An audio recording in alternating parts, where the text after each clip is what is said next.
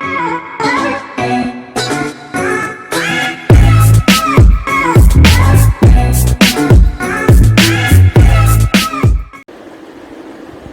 Students, आज हम लोग reflection of light through prism पढ़ने जा रहे हैं। तो सबसे पहले what is a prism, we should know. Prism क्या होता है ये हमें जानना चाहिए। तो प्रिज्म ग्लास की बनी हुई है और ये इस शेप में होती है और इसके डिफरेंट पार्ट के डिफरेंट नेम होते हैं। इस पार्ट को अपन बेस कहते हैं। ये जो पार्ट नीचे वाला है that is known as the base of prism और this angle is known as the angle of prism. ये जो है एंगल ऑफ प्रिज्म कहलाता है। और ये जो है एजेस हैं, ये प्रिज्म की एजेस हैं और ये कहलाती हैं, है ना, रिफ्लेक्टिंग एजेस। और जो ये प्रिज्म का ये पार्ट है वो क्या कहलाता है, ये फेस कहलाता है। तो रिफ्लेक्टिंग फेस। तो ये प्रिज्म के बारे में ये पूरी जानकारी हो गई। और इस प्रिज्म से कैसे रिफ्लेक्शन होता है ये अपन देख रहे हैं। और ये इस प्रिज्म से कैसे रिफ्लेक्शन हो रहा है ना, ये अपन देख रहे हैं। रिफ्रैक्शन कैसे हो रहा है ये हम देख रहे हैं प्रिज्म के थ्रू रिफ्रैक्शन। तो अब रिफ्रैक्शन के लिए अपन प्रूव करने जा रहे हैं। सबसे पहले ये देखें तो ये क्वाड्रिलेटरल बना हुआ है, ये क्वाड्रिलेटरल है। और क्वाड्रिलेटरल में ये देखिए, ये चूंकि नॉर्मल है, ये भी नॉर्मल है और ये 90 डिग्री बना रहा है। नॉर्मल 90 डिग्री बनाता है, ये भी नॉर्मल 90 डिग्री बनाता है। अब फिर से मैं इसको डायग्राम को आपको क्लियर कर दे रहा हूँ। डायग्राम क्या है, ये प्रिज्म है ABC और ये जो है इंसिडेंट रे है। इंसिडेंट रे जा रही है और ये नॉर्मल है। तो इंसिडेंट रे और नॉर्मल के बीच में जो एंगल बन रहा वो आई, एंगल ऑफ इंसिडेंस कहलाता है। अब ये प्रिज्म में गया तो चूंकि ये ग्लास का बना हुआ है तो ऐसी कंडीशन में इसमें रिफ्रैक्शन हो जाएगा। तो जब रिफ्रैक्शन होगा तो इसका पाथ जो है ऐसे नहीं जाके ये डेविएट हो गया, ऐसे चला गया। अब ये डेंसर मीडियम है इसलिए नॉर्मल की ओर बेंड्स हुआ। अब डेंसर मीडियम से इधर बाहर एयर में जा रहा है तो रेयर मीडियम है। तो जब एयर से रेयर मीडियम जा रहा है, डेंसर से रेयर मीडियम में जा रहा है, ये एयर में जा रहा है और ये ग्लास है। तो ग्लास से जब ये रेयर मीडियम में गया तो ऐसी कंडीशन में ये नॉर्मल से दूर हट गया, ये दूर हटा। तो इस तरह ये इंसिडेंट रे, रिफ्रैक्टेड रे और ये इमर्जेंट रे, इस तरह ये तीनों के अलग अलग नाम हो गए। एक ही रे है लेकिन नाम अलग अलग हो गए। ये इंसिडेंट रे है, ये रिफ्रैक्टेड रे है और ये इमर्जेंट रे है। और इसी आधार पे इनके एंगल जो बनते हैं उनके भी नाम अलग अलग हो जाते हैं। जैसे आई, ये इंसिडेंट एंगल, ये R1 ये रिफ्रैक्टेड एंगल 1 और दूसरा ये R2 है रिफ्रैक्टेड एंगल 2, ये तीसरा E है इमर्जेंट एंगल। और जब ये आगे की ओर ऐसे सीधी जाती, सीधी नहीं जाके ऐसे हो गई, बेंड हो गई है, तो इस एंगल को एंगल ऑफ डेविएशन कहते हैं। ये जो एंगल डेल्टा के रूप में रिप्रेजेंट करते हैं अपन, ये एंगल ऑफ डेविएशन है। क्यों? क्योंकि वास्तव में ये डेविएट हो गई। वैसे जनरली कैसे जानती है ये रेज, सीधी सीधी निकल जाती, बट रिफ्रैक्शन ऑफ लाइट की वजह से ये प्रिज्म में रिफ्रैक्ट हो गई और रिफ्रैक्शन के वजह से ये जो है इसकी पोजीशन चेंज हो गई, ऐसे चली गई, ऐसे नहीं जाके ऐसे चली गई। तो ये कैसे अपन को प्रूव करेंगे, डेल्टा एम, ये डेल्टा निकालना आज सीखेंगे कि एंगल ऑफ डेविएशन कैसे निकलता है, क्या होता है। तो ये सबसे पहले आपको कुछ बता दूं मैं। इसमें देखिए जो डायग्राम बन रहे हैं, ये आपको तीन चीजें ध्यान रखनी है। ये क्वाड्रिलेटरल बन रहा है और क्वाड्रिलेटरल के चारों एंगल का सम 360 होता है। अब चूंकि ये नॉर्मल है, ये नॉर्मल है, ये 90 डिग्री, ये 90 डिग्री का हो गया।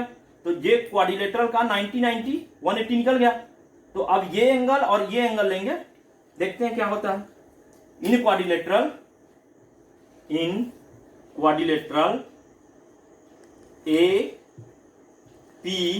APOQ दो एंगल हमने निकाल दिया। बचा हुआ क्या है, angle A plus angle O equal to 180 degree. Equation 1 हो गया, ठीक है। अब हम आते हैं इस ट्रायंगल में, देखेंगे ये ट्रायंगल में भी ये एंगल प्लस ये एंगल प्लस ये एंगल, ट्रायंगल की एंगल सम प्रॉपर्टी से ट्रायंगल के तीनों एंगल का सम कितना होता है 180, तो वही हम लिखने जा रहे हैं। कौन से ट्रायंगल में हम देख रहे हैं?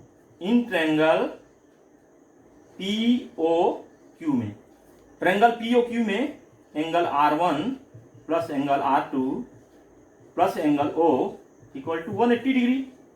ये सेकंड इक्वेशन बन गया। अब दोनों इक्वेशन को कंपेयर कर दें बाय कंपेयरिंग, तो हमें क्या मिल जाएगा? ये angle A equal to by comparing 1 and 2 we get 180 equal हो गया। तो ये पार्ट इस पार्ट के इक्वल हो गया, O दोनों में कॉमन है तो कैंसिल हो जाएगा। So angle F1 equal to क्या आ जाएगा? एंगल A इक्वल टू आ जाएगा angle R1 plus angle R2। ये इक्वेशन 3 बन गया। It is clear. अब आगे देखते हैं अपन। अब आगे जब हम देख रहे हैं तो अब थर्ड पार्ट में जा रहे हैं। ये पहले हमने देखा इस क्वाड्रिलेटरल में देखा है, अब दूसरे बार में हमने देखा इस ट्रायंगल में देखा है, तीसरे बार में हम इस ट्रायंगल में देखेंगे। ये ट्रायंगल का नाम है DPQ। जब इस ट्रायंगल में देखेंगे तो ये एक्सटीरियर एंगल है।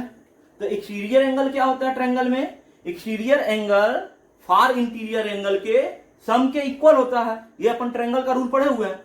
तो अब जो है ये ट्रायंगल का, इस ट्रायंगल का ये एक्सटीरियर एंगल हो गया, इसका फार इंटीरियर एंगल क्या होगा? ये होगा और ये होगा। तो वही हम लिखेंगे। ये एक्सटीरियर एंगल है चूंकि, तो किसी भी ट्रायंगल में एक्सटीरियर एंगल फार इंटीरियर एंगल के सम के इक्वल होता है, तो वही हम रिप्रेजेंट करने जा रहे हैं। In triangle DPQ।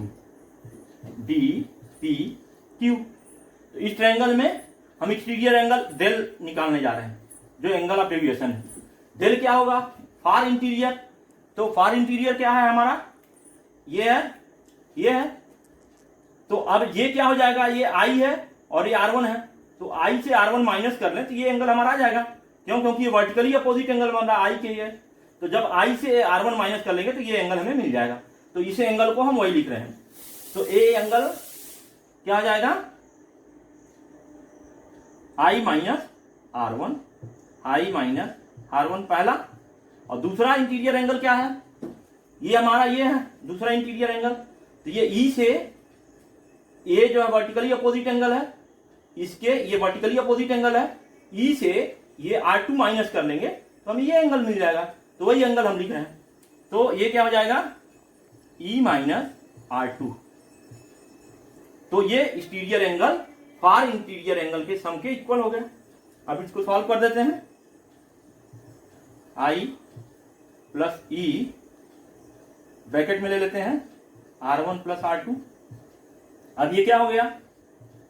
I plus E और ये R1 प्लस R2 हमें क्या मालूम है? R1 प्लस R2 क्या है?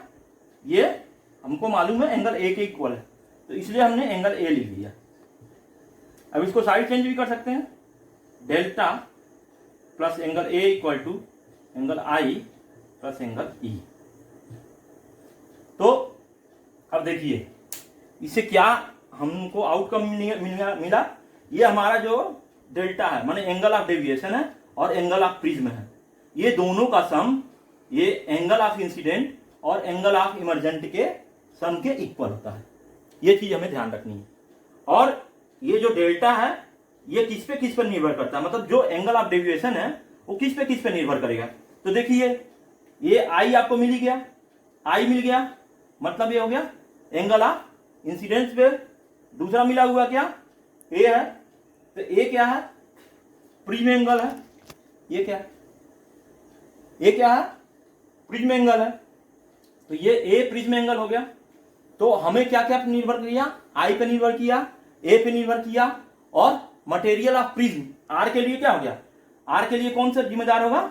मटेरियल ऑफ प्रिज्म जिम्मेदार होगा। और दूसरा वेवलेंथ ऑफ लाइट यूज, जो लाइट हम यूज कर रहे हैं उसके वेवलेंथ पे निर्भर करेगा। तो ये चार चीजों पे एंगल ऑफ डेविएशन निर्भर करता है। ये चार चीजें हमारी एंगल ऑफ डेविएशन के लिए जरूरी होती हैं और ये आपको ध्यान में रखना है। हर कॉम्पिटिटिव एग्जाम्स में भी पूछा जाता है यही एंगल ऑफ डेविएशन किस पे निर्भर करता है। ये इंपॉर्टेंट टॉपिक है। तो ये आपका रिलेशन मिल गया। अब अपन देखने जा रहे हैं वेरिएशन ऑफ लाइट, है ना, वेरिएशन ऑफ, है ना, angle of deviation with the angle of incidence. माने एंगल ऑफ इंसिडेंस जो है उसमें और एंगल ऑफ ये, ठीक है, इंसिडेंस और एंगल ऑफ और डेविएशन में क्या वेरिएंस होता है। तो इस पे अपन एक प्रैक्टिकल करेंगे और इसमें हम देखेंगे कि कैसे कैसे हम इंसिडेंट एंगल उठा रहे हैं, तो एंगल ऑफ डेविएशन घटता जा रहा है या बढ़ता जा रहा, ये अपन बाद में देखेंगे। अब देखिए मैं जो आपको बता रहा था ये कैसे कैसे इंसिडेंट एंगल अगर हम उठाते जाएंगे तो एंगल ऑफ डेविएशन कम होते जाएगा। ये देखिए हम वो कर रहे हैं, जैसे जैसे हम कर रहे हैं तो जो ये जो है पाथ ये आपको देख रहे हैं डेविएशन का, देखिए कैसे ऊपर तक जाते जा रहा है, फिर लास्ट में नीचे आ गया। ये देखिए जैसे ये हमने ये किया तो इसी तरह डेविएशन आपको दिखेगा। डेविएशन जो है एंगल कम होता जाएगा। शुरू में क्या है ये इंक्रीज होने के साथ बढ़ता है, फिर बाद में ये इसके रिवर्स हो जाता है। यही चीज़ हमको दिखाना था बस। ये पाथ का देख रहे हैं आप, इस तरह जो है ये कंडीशन हमें मिलती है। ठीक है, हो गया। अभी हम जो है variation of angle of deviation with angle of incidence, हमने जो प्रैक्टिकल देखा उसमें हम लोग देखे हैं कि कैसे वेरिएशन हुआ है। सबसे पहले हमने देखा है कि जैसे जैसे इंसिडेंट एंगल हम बढ़ाते गए तो जो डेविएशन एंगल है वो घटता गया, और घटते घटते एक ऐसा आया कंडीशन जहाँ पे मिनिमम हो गया। ये जो मिनिमम कंडीशन हो गई वो एंगल ऑफ मिनिमम डेविएशन कराता है। वो जो कंडीशन होती है वो एंगल ऑफ, है ना, मिनिमम डेविएशन कराता है, और इसे हम डेल्टा को डेल्टा एम लिखने लगते हैं। Delta will be written as delta M. ये मिनिमम डेविएशन के लिए हो गया।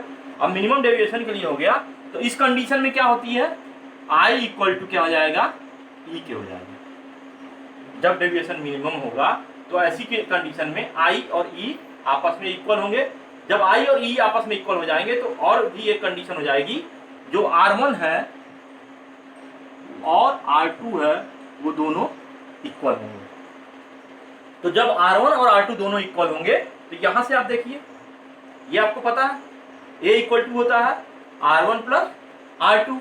अब यही हम लिखने जा रहे हैं, एंगल A इक्वल टू हो जाएगा R1 प्लस R2, और R1 R2 इक्वल है तो R प्लस R क्या आ गया, 2R आ गया, और R इक्वल टू क्या आ जाएगा, एंगल A/2, ये R एंगल आ गया।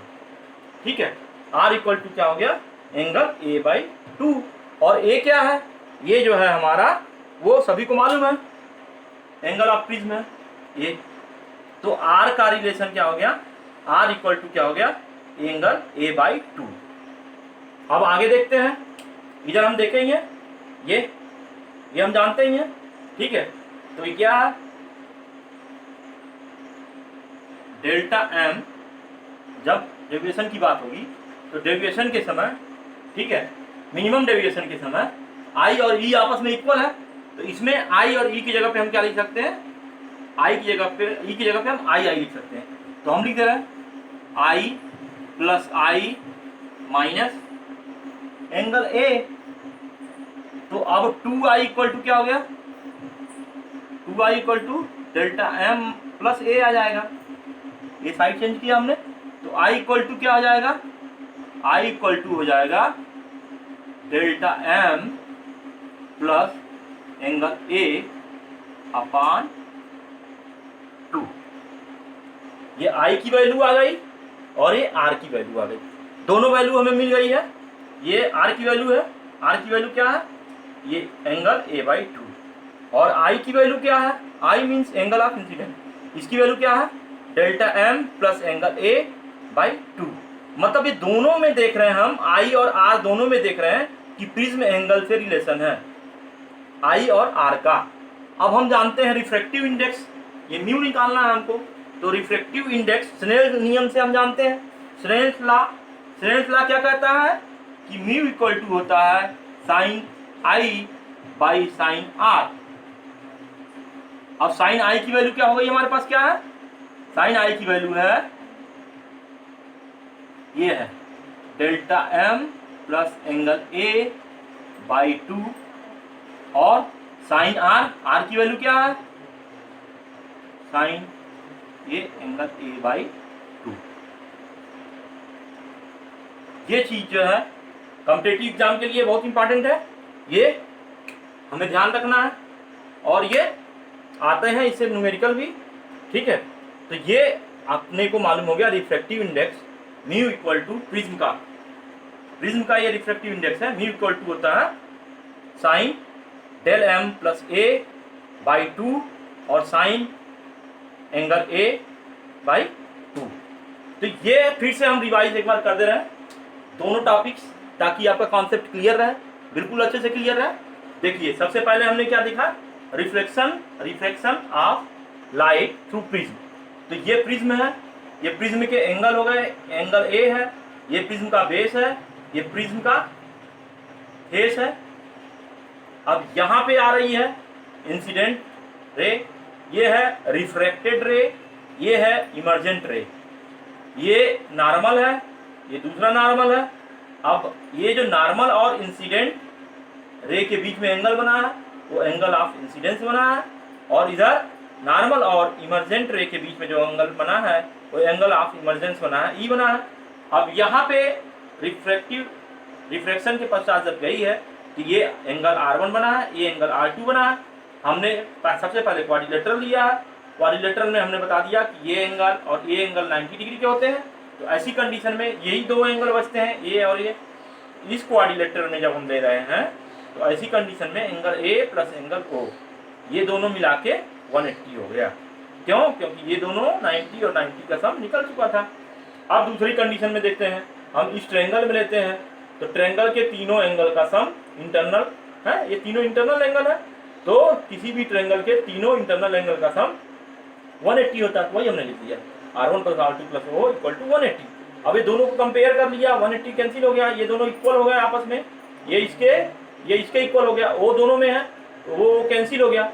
Means angle A equal to हो जाएगा angle R1 plus angle R2। ये हमने ले लिया, इक्वेशन 3 आ गया।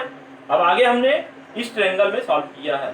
तो इस ट्रायंगल में ये जो है एंगल ऑफ डेविएशन है, और ये चूंकि एक्सटीरियर एंगल बन रहा है ट्रायंगल में, तो इस ट्रायंगल में ये एक्सटीरियर एंगल है। तो एक्सटीरियर एंगल फार इंटीरियर एंगल के सम के इक्वल होता है। तो इसलिए हमने ये एंगल और ये एंगल का सम लिया है, ये यही लिख दिया है। और ये एंगल मिलेगा कैसे हमें, ये वर्टिकली अपोजिट एंगल है पूरा का पूरा। तो ये पूरे वर्टिकली अपोजिट एंगल आपस में इक्वल होते हैं, ये एंगल इस एंगल के इक्वल होगा। तो हमको ये एंगल निकालना है। तो एंगल I से R1 जब सब्ट्रैक्ट कर लेंगे तो हमें ये एंगल आ जाएगा। उसी तरह हमको ये एंगल चाहिए, एंगल E से एंगल R2 सब्ट्रैक्ट कर देंगे तो हमें ये एंगल मिल जाएगा। तो ये एंगल और प्लस ये एंगल, दोनों एंगल मिला के ये एंगल आ जाएगा। तो वही हमने लिख दिया है। अब इसको हमने क्या किया है, I और E को एक साथ रख लिया है और R को एक साथ रख लिया है। तो R1 प्लस R2 इस इक्वेशन से हमें पता चल गया ये क्या A है, तो हमने एंगल A रख दिया। अब हमने साइड चेंज कर लिया, इस हिसाब से हमें रिलेशनशिप मिल गई है ना। ये डेविएशन के लिए जो भी हुआ angle of deviation angle I plus angle E minus angle A। अब उसके बाद फिर हमने पढ़ा था ये variation of deviation angle of incidence. Angle of incidence कैसे वेरिएशन हुआ था, इसमें हमने देखा था मिनिमम डेविएशन के समय में कंडीशन क्या थी, I E के इक्वल था और R1 R2 आपस में इक्वल हो गए थे। देन हमने एंगल A यहाँ से जो निकला हुआ था उसे हमने कंपेयर के थ्रू निकाल दिया था, और जब एंगल R आ गया A के आने टर्म में तो एंगल R आ गया। फिर इस रिलेशन से जो पहले था रिलेशन हमारा, इस रिलेशन से हमने क्या निकाला, एंगल I निकाल लिया। और उसके बाद हमने स्नेल्स लॉ लगा दिया। स्नेल्स लॉ रिफ्रैक्टिव इंडेक्स निकालने के लिए है। तो refractive index mu equal to sine I by sine R, और साइन I की वैल्यू हमने ये लिख दी, और साइन I